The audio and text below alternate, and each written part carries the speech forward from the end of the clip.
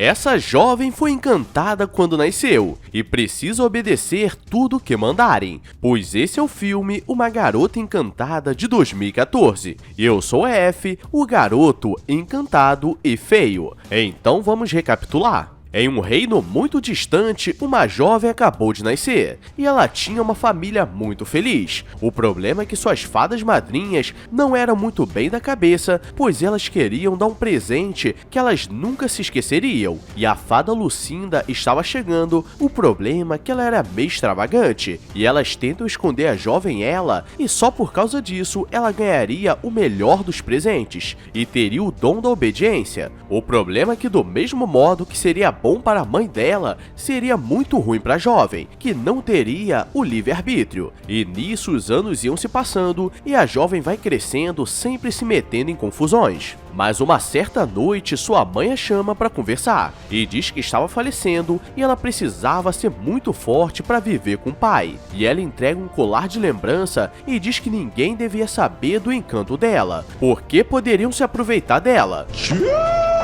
E ela dá uma falecida de leve. Agora ela cresceu, e seu pai diz que tinha uma novidade, pois nesses anos eles estavam passando por situações ruins e ele gostava de manter o padrão de vida. E ele diz que se casou com uma mulher rica que logo chegaria, e quando ela chega era uma velha mal encarada que trouxe suas duas filhas com cara de nojo, e ela já começa a reclamar porque pensou que ele morava em um castelo. As jovens começam a olhar a casa e começam a reclamar porque o quarto delas era muito pequeno, e elas pedem para ela mostrar seu quarto, e dizem que ficariam ali, e como ela precisa obedecer, elas acham que ela era boazinha demais, e pede o colar que ela ganhou da mãe, e nisso sua vida conseguiu ficar pior, e seu pai diz que sairia para vender alguns relógios para conseguir dinheiro, e só voltaria quando vendesse tudo. Na escola, ela começa a apresentar uma palestra falando porque o movimento que o rei fez foi ruim para a sociedade, porque ele colocou os duendes e orques para trabalharem de graça para ele,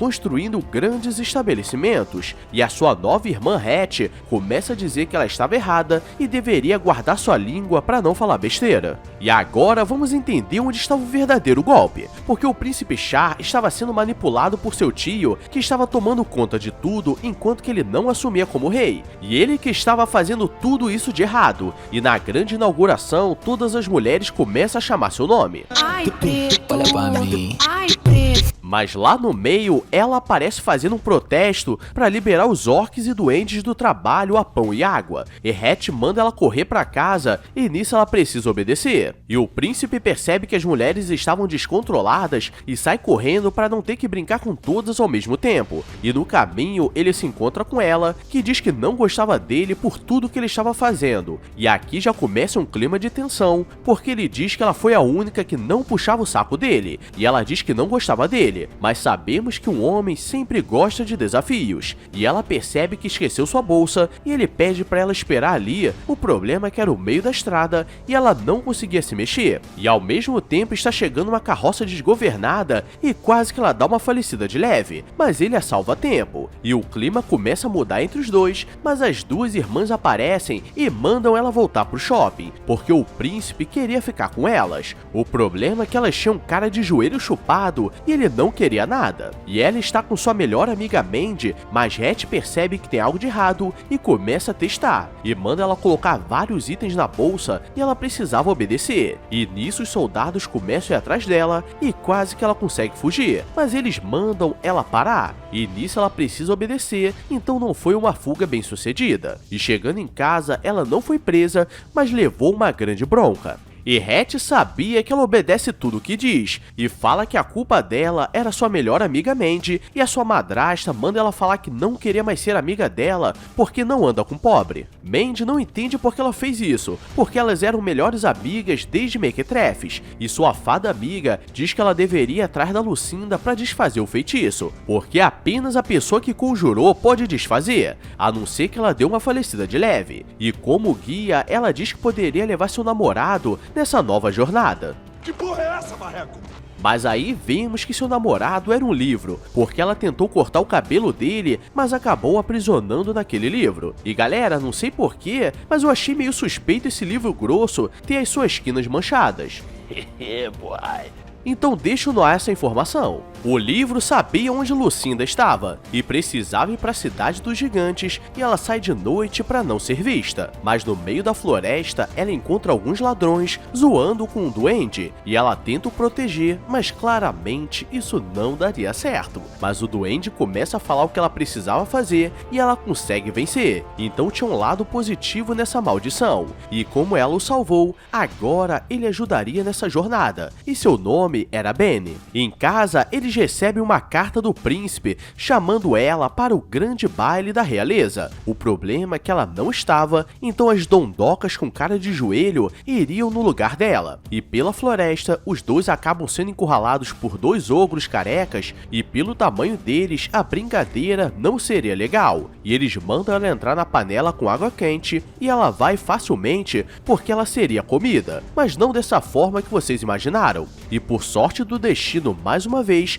o príncipe Char aparece e a salva, mas nisso ele acabou se machucando. Ela pede para cuidar dos seus ferimentos como agradecimento. O problema é que ele tira a camisa e mostra seu shape de grilo, e nesse momento ele teve sorte que não passou um moreno tatuado com cara de bandido, porque senão acabaria com um conto de fadas. No caminho, eles começam a passar por muitos lugares, e o príncipe agora queria ajudá-la nessa jornada. O problema é que estava cheio de gigantes trabalhando de forma gratuita, se é que vocês me entendem. Mas o príncipe quer acreditar que seu tio não sabia daquilo, e eles param em um bar onde as pessoas gostavam de cantar e dançar. E começa a rolar muitas loucuragens, e até Benny conseguiu encontrar sua consagrada. Então à noite rolaria muita rola. O problema é que ela era uma gigante, então vai ser assentada fatal. Ela está conversando com Char, e ele diz que não queria ter tudo aquilo, mas agora ele precisava assumir essa responsabilidade. E os dois começam a se olhar com maldade no coração, e ela diz que ainda não gostava dele,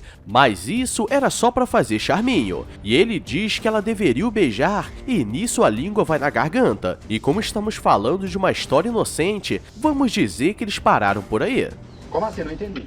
Lucinda não estava mais ali, e eles precisavam voltar para o reino, mas ao mesmo tempo os convidados estavam chegando para a grande festa, então aquilo seria uma loucuragem sem limites. E seu tio vê que ele estava ali e começa a ficar com raiva, porque logo ele seria coroado como novo rei, e ela aproveita para descobrir onde Lucinda estava. Mas Hatch, que era gananciosa, diz o segredo dela, então Edgar quer testar essa maldição, e começa a mandar ela fazer várias coisas, e ele diz que no baile o príncipe vai pedi-la em casamento, e ela precisa dizer não, e precisava enfiar um punhal no peito dele, e dessa forma ele conseguiria ser rei para sempre. E como ela não pode falar isso pra ninguém, começa a procurar pela Lucinda, mas ela sempre ficava bêbada e saía voando por aí.